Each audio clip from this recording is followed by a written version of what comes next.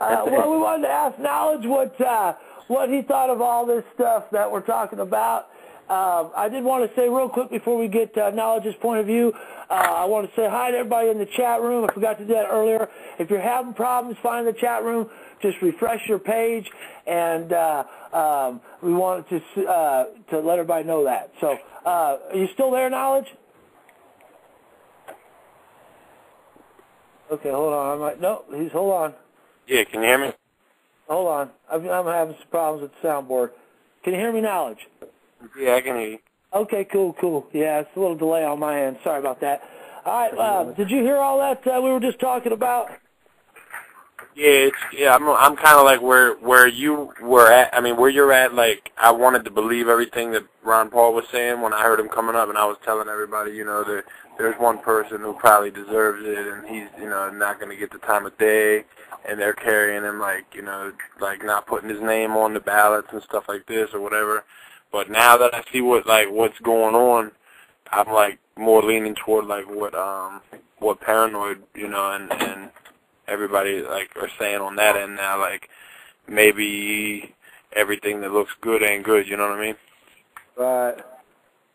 So I was kind of felt tricked in the beginning too, and I'm still not sure, how much of that, I'm like you are, like you're not sure how much of that is true, how much isn't true, so you don't really know how much, whether or not you want to bash the guy or not, but you kind of like take a step back and listen from a distance now, and I don't really, think that you can just trust the guy just because he's saying some stuff that you agree with, you know what I mean? I think that's one of the easiest tricks that they use. Well, Dominic makes a good point. I mean, it sounds like a great thing to audit the Fed, but where's that going to get us? I mean, yeah, okay, they're all corrupt. They're still nothing's going to change because they're a private organization and they're not under anybody's control, and they're basically supervising themselves. So it might seem like a victory, but I think it helps people wake up to the fact that these, the Federal Reserve isn't impermeable, isn't invincible or this almighty entity, you know what I mean? It's a branch that it's a private corporation, but, I don't know, man. I think it's kind of empowering to audit the Fed, you know what I mean, for the people, but I can see where Dominic's saying it won't make, very much difference. So, yeah, I mean, if the IMF comes in once we audit the Fed, and I mean, everyone goes, oh my God, look how crooked and corrupt and broken this system is. We need something else, and we just allow like the IMF to come in, and we still don't do it ourselves. We still don't go back to where we came from. Then it's all for nothing. Exactly. Do we get rid of this? Do we get rid of this boss to have a bigger, even meaner one? To be replaced by even bigger tyrant. Like the IMF. Who knows, pretty man? Why? We're at a point where it could go either way. We're at a point where it could go either way. Like if this does come through, even if let's say whether Ron Paul has honest intentions or perhaps dishonest intentions behind this, because it's really what should send up the red flag to all of us is the way Congress has just rallied behind us. Like, this isn't the first time this has been tried, but this is the first time Congress has all gone, ooh, this is a good idea. But what it comes down to is what happens if it goes through? What do we do? Do we just sit back and go, okay, the IMF comes in, like you said, meet the new boss, same as the old boss, except this one's a little worse? Or do we actually push for something that takes us back to, doing it ourselves? Right, and that's what we're going to have to get to. Schizophrenic, what do you think? Do you think auditing the Fed's going to do anything good? Personally, I think that the problem is so much deeper and further reaching than that even those things like that, even currency itself and the concept of it, is more of a deception. And I've been privy to some knowledge from some people that are involved actually in this whole scheme, where these deceptions are used, like you guys had mentioned earlier, as far as we will create this big stir about auditing the Fed, and the people will praise it across the board. Maybe not across the board, but the majority of the people will see this as a victory. Even the people who are what we consider to be truthers or maybe like-minded individuals, the people that would even listen to this show will praise that.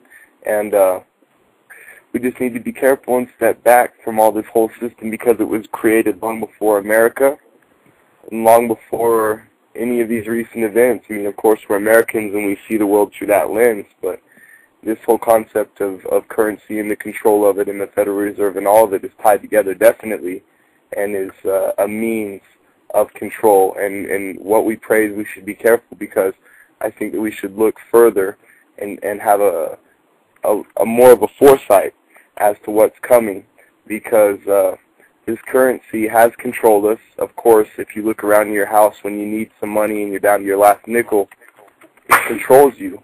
And I think it will continue to control us in more aspects of our life. But if they can consolidate the money with the identification, with the travel, with everything, if you can consolidate that into one item or one object, it will make what they're trying to do a whole lot easier, and that's definitely what's coming.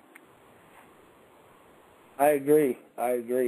And with the RFID chips and the new microchips in your passports, and I mean every product that you buy at the market is tracked and to monitor what we buy and what we consumers consume. So definitely some scary stuff how they can track and watch us like that. And it is kind of scary, because we're kind of, this is the only system I've ever known, this monetary system, and I just don't understand why the people that have spent all these centuries gaining power would want to control or would want to collapse the whole system that they've built up to control us with in the first place. Because right now they're doing a great job of controlling us. Most of us pay our taxes